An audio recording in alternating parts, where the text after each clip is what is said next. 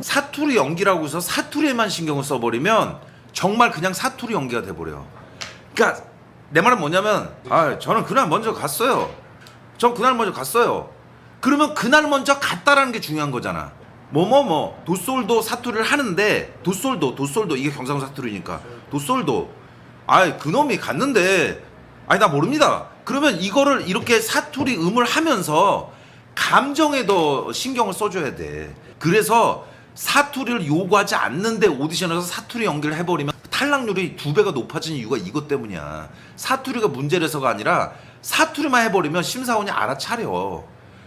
이 사람은 사투리인 줄 하는지 모르지만 감정의 긴장을 많이 한 애가 또 오히려 더 보여요.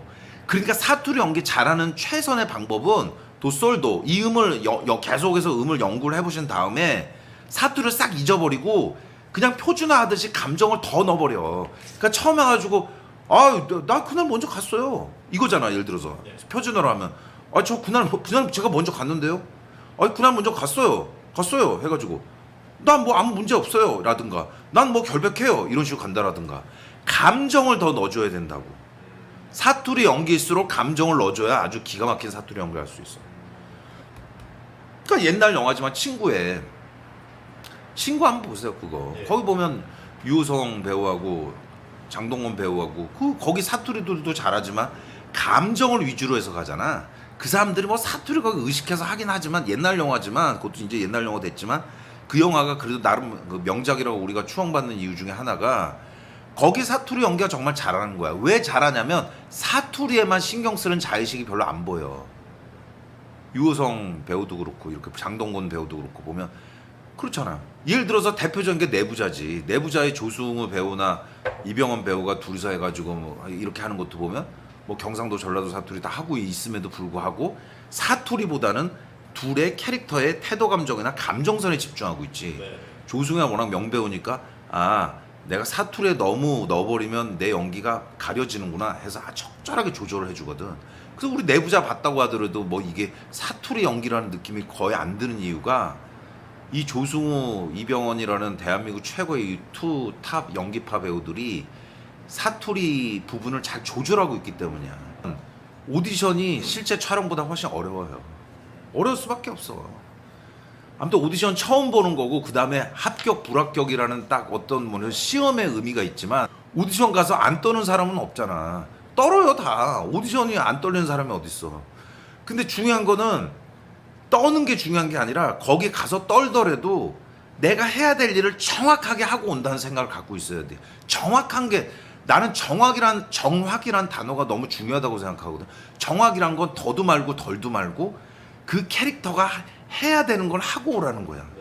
그러면 그 대본, 오디션 대본이 만약에 5줄이다, 10줄이야, 15줄이다. 그럼 거기에 나오는 몇 가지 핵심 문장을 딱 짚고 들어가는 거지.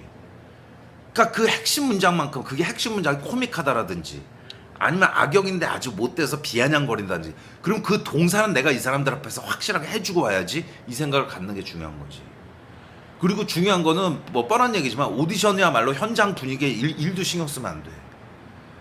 나도 교수했을 때 뭐 10년 이상 입시를 해봤지만 심사위원들은 기분이 좋을 게 없어요. 하루에 100명, 150명 보고 있으니까 지칠 수밖에 없어. 엄청나게 괴롭겠지. 맞아, 마음이 찢어지겠지. 그럼 일단 속감정은 말 그대로 좋아. 마음이 찢어지다야. 괴롭다로 가야지. 지금보다 훨씬 더 괴로워야지. 지금보다 일단 훨씬 더 괴로워야지. 그거 표현을 일단 나중에 하고 일단 속이 훨씬 더 괴로워야 되고 그리고 어쨌건 그 고통과 고통, 괴로움, 답답함 빠져나오고 싶음 뭐 그런 여러 가지가 있겠죠. 죄의식, 양심의 가책, 괴로움, 고통 이런 것들이 기본적으로 표정 속감정이 가득 쌓여야 돼. 지금은 그게 너무 약해. 이걸 느껴주셔야 되고 말하는 데 있어서 소리를 크게 치는 건 좋아. 그러나 내가 계속 말씀드렸듯이 자기가 쪼는 계속 고쳐야 돼. 이거 이 쪼를 고쳐야 된다고. 그러니까 자기가 첫 글자와 마지막 글자 우리가 문장이건 단어건 구건 뭐건 간에 첫 글자와 마지막 글자에 힘이 잘 안 들어가.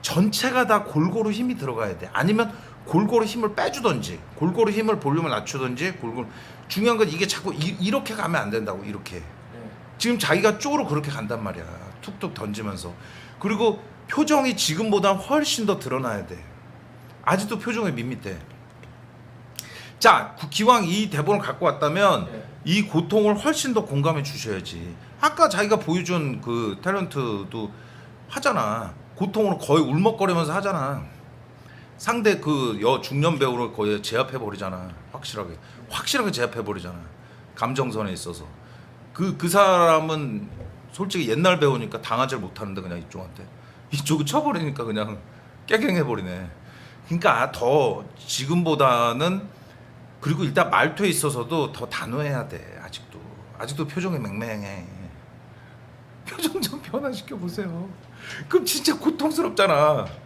고통스러운 건 뭐야? 자기 고통스럽다는 거 알아? 막 고통스러워서 속이 막 긁을 것 같고 아이가 죽었잖아 자 표현하라는 게 아니라 일단 느껴보라고 내가 제일 싫은 단어를 하자면 느껴보란 말이지 왜냐면 내가 제일 싫은 단어 하나를 더 쓰자면 내면 연기를 해줘야 돼 왜냐하면 주조연이 될수록 내면 연기를 할 수밖에 없어 톤을 다운시키면 목소리를 낮춰야 되니까 감정선 세게 가기가 어려워 지금 장기용 배우가 너무 잘하는 게 톤을 다운하면서 마지막 문장에 딱딱 핵심을 찍는 걸 기가 막히게 하거든 지금 한 대사 한 호흡을 하면서 장기용 배우의 예를 들어보자면 낮게 가면서 딱 찍어주고 낮게 가면서 딱 찍어주고 그걸 하려면 내면 연기를 안 하면 해결이 안 돼 그럼 내면 연기를 어떻게 할까요? 생각을 해야 되는 거야 그럼 자기가 지금 이 대사 하면서 생각을 해야죠 뭘 생각할까? 3살짜리 아이가 죽은 거 그러니까 3살짜리 아이 죽은 그 영상만 생각해봐 영상이 아니야 3살짜리 아이가 막 죽어있는 끔찍한 얘기지만 뭐 극중